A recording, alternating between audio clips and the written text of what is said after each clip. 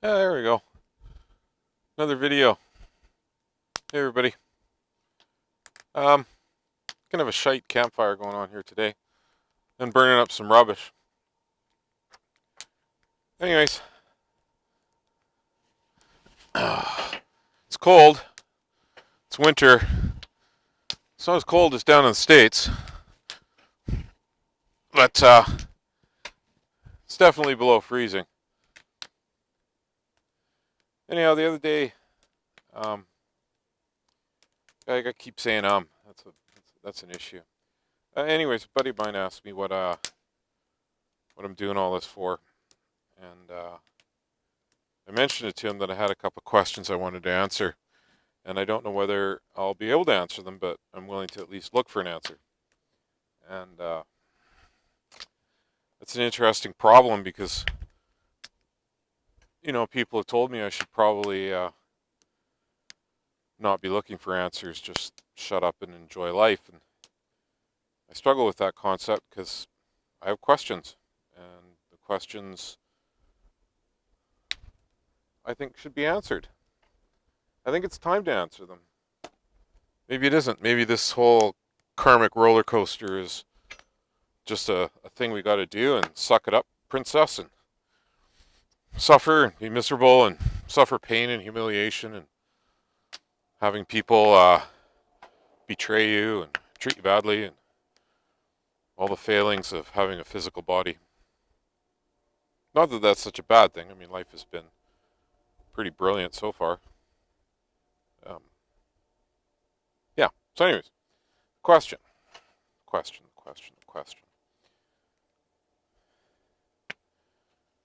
Something bothered me when I was really young, and or a lot younger, and I didn't really understand religion when I was young because we weren't a religious family, and but everybody else seemed to be really into it. They seemed to be really into going to Bible study and Sunday school and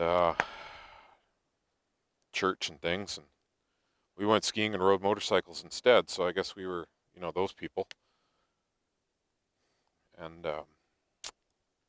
one of the things I thought as we went along with it, because I was introduced to reincarnation pretty young, and I was introduced to spirituality quite young, that at least it was on the table for discussion. That things like ghosts and spirits and past lives and karma wasn't really discussed very much, but certainly past lives, and that you had this legacy of spiritual identity. Oh, it's a terrible campfire. Anyhow,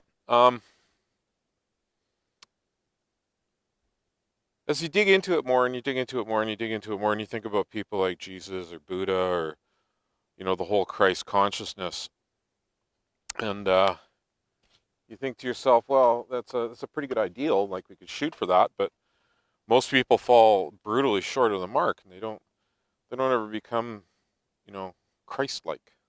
In fact, most of them are assholes. But that's pretty funny. Um, oh, that's what you're after. Come here, come here. Give me the ball. Here, I'll throw it for you. Sorry, I got to entertain the dog as well as burn shit. Um, where was I? Yeah. So, anyways, I figured, if you're supposed to be a saint or saintly or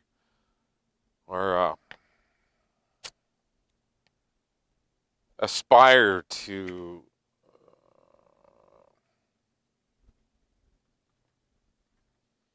religious,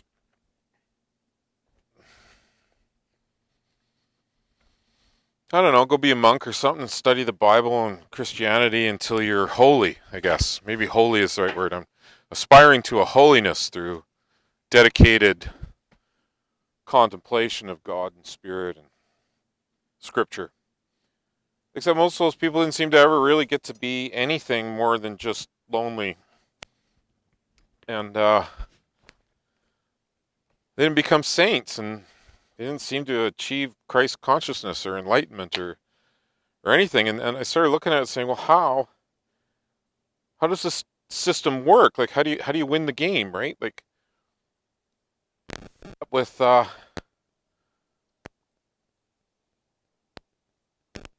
you end up living your life like you're born. You learn a bunch of basic things. You go to school, you learn a bunch more basic things. You go out in life, you have relationships and friends and betrayals, and everybody's kind of doing the same thing of desperately trying to figure the game out. And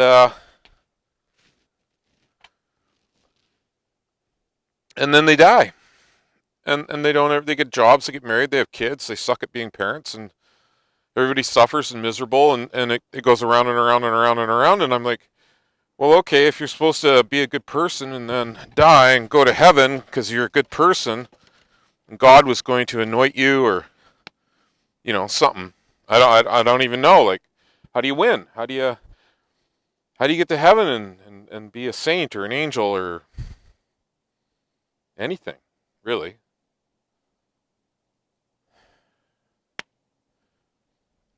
And that troubled me. It troubled me a lot.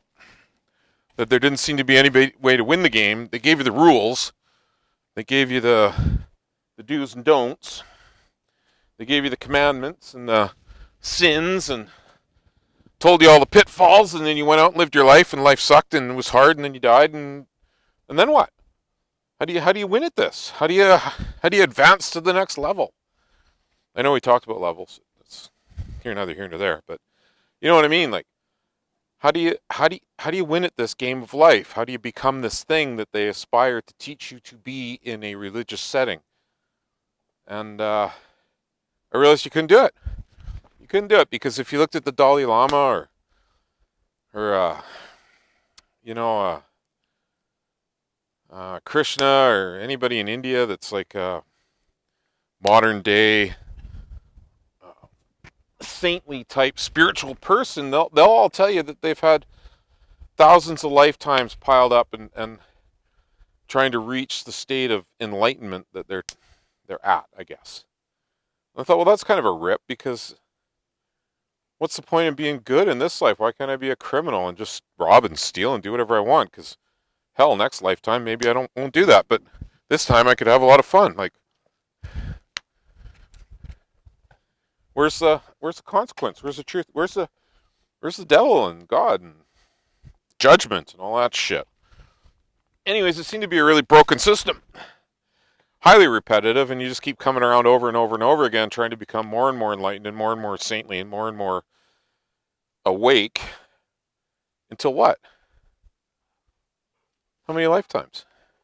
10? 100? 1,000? Million?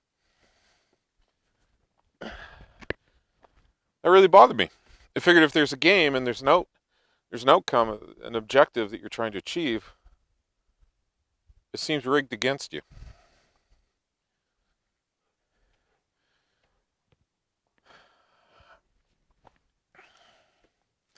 Anyhow, so along comes the concept of angels.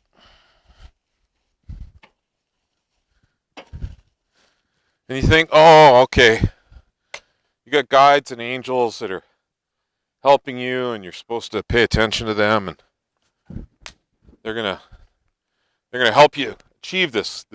You're gonna win. You're gonna have a spirit team now. We're gonna have a spirit team. We're gonna help Andrew get past that hurdle and figure out the game of life and the game of spirit and the game of awakening and to become a higher self and all that stuff and purity of consciousness and no sins, no bad habits. I swear too much to go to heaven right now, so I guess I'm done there. But anyway, so this question has just started plaguing me. Like, the game's rigged and you can't win, and you just got to keep doing the same shit over and over and over again. So next time I get born, I'm a baby. You learn how to walk and talk and speak and cry and manipulate people and lie. And you go through school and you grow up and puberty and it's all awful and terrible and you do all over again. It's like, man, why couldn't I just remember last time so I could build on that? I'm not allowed to build on anything. So it starts feeling like a prison, and you think you're on a prison planet, and you're thinking, yes, it's a really good prison planet because nobody ever escapes because the game is rigged. Anyways, so I started thinking about it, and you go down a lot of different rabbit holes, and you encounter things like Anunnaki biologically creating human beings as a workforce. Okay, that's shitty too. And then they got what they wanted and they just left us here to our own devices, which is, bad parenting if you ask me. Anyhow, so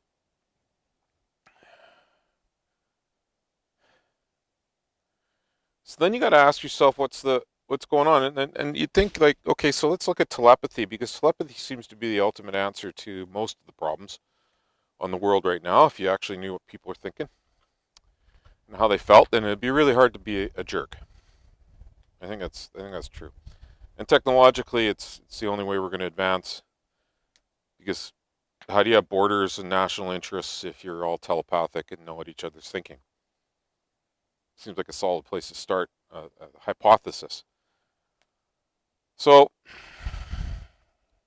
if you were an alien race and you were telepathic and you had millions of years to become really good at being telepathic, then conceivably you could be very deceptively telepathic if you encountered a species of intelligent life or conscious life that wasn't telepathic. In fact, you could probably disguise everything you do and everything you say and make everything feel like a simulation. Anyhow, that led me to wonder, well, if aliens created us and aliens are controlling us, then why? We get born, we live 100 years, we die, and then we recycle back into a new life, and we live 100 years and we die, and we recycle back. That's stupid. What's the point? So spirit can know itself? Well, who gives a shit what spirit wants? Oh, I'm going to know myself by living 500,000 lifetimes sequentially with almost no difference between them other than being a man or a woman. Or, oh, look, I'm an 8-year-old child. I'm going to step in front of a car. Bang! Okay, I experienced death as an 8-year-old child. It's stupid. How do I become something more? Anyway, the thought that occurred to me is that, well, if you're an energy being, or even a physical being, there's always energy, right? There's always this energy equation. You have to look at it like, okay, where are they getting their energy from? Is it just divine source? Is just like 0 point energy in the universe? They're just like eating that shit up? Or maybe having all of us here, billions of us on this planet, all suffering all the time. And realistically, it's not all suffering. There's joy and happiness and love and passion, creativity. So you've got all this emotional energy and thought energy and hopes and dreams, and maybe that's what they feed on. And if that's what they feed on, then us being stuck in this loop, this endless loop, is like a barnyard for them. They just keep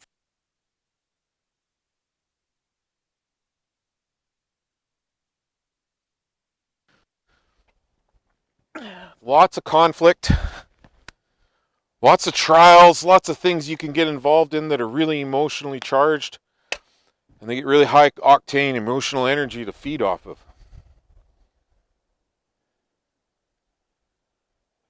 So that's pretty dark.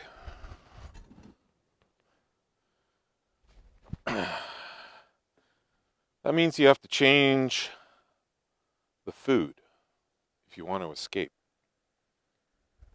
You need to sour the milk.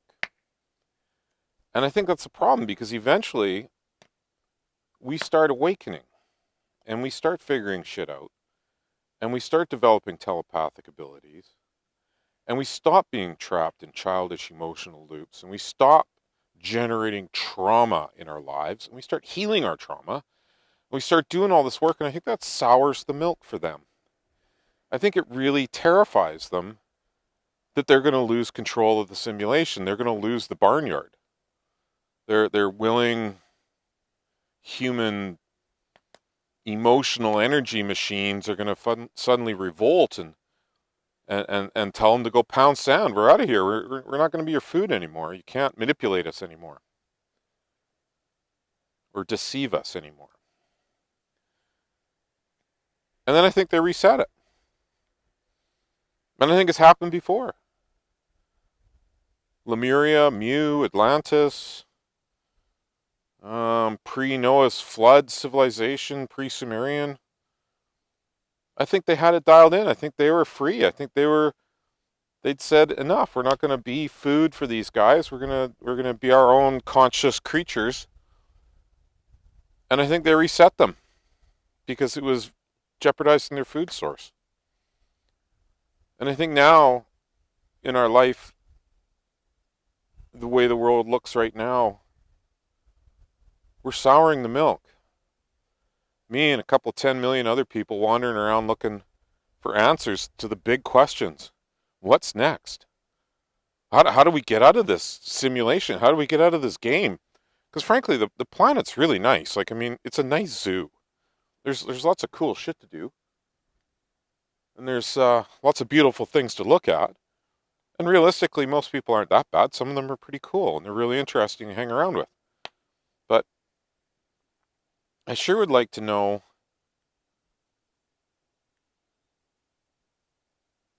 I'd like to know the answer to that. Why no one ever wins? Why no one ever gets to exit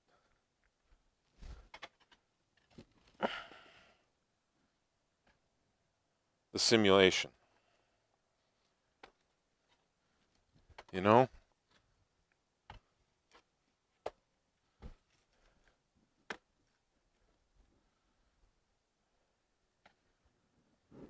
It sure feels like we're never going to win this game. Or if we get close, they're going to pull the plug on it. Of some big flood or earth rift or some other shit. And then we got to start over again. Tribal. Fighting over resources and food. Playing the who's right game for a couple more millennia. Or maybe it's just the age of the Aquarius, and all of this has been a lead up to awakening us as a species instead of just individuals. Maybe that's the whole point. Anyhow, those are my questions about consciousness and life on this planet. I don't know. Tell me what you think.